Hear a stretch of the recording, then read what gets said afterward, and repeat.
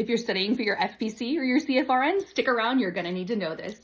Hey guys, it's Nurse Gwenny. Let's talk about Boyle's Law. Boyle's Law is one of the gas laws, and it's the most common one that they ask about on that FPC and CFRN. So, let's get into it. Boyle's Law tells us that there's an inversely proportional relationship between the pressure exerted on a gas that's trapped in a container, like a balloon or an ET tube cuff, and the volume of that gas. So if the pressure goes down, like at altitude, the volume will go up and vice versa.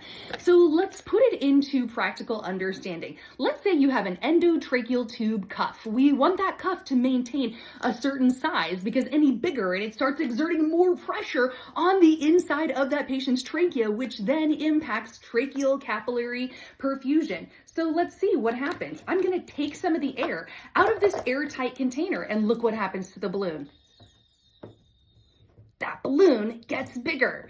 And so we have to put that into play anytime we're talking about a trapped gas, whether that is gas inside the ET tube cuff or gas inside your pressure bag on your ART line, or if we've got gas trapped inside of a patient like a pneumothorax. If you go to altitude, remember we have that inversely proportional relationship. There's going to be less pressure, then the trapped gas, the pneumothorax, is going to expand, which we know the bigger that gets, the more problems the patient has.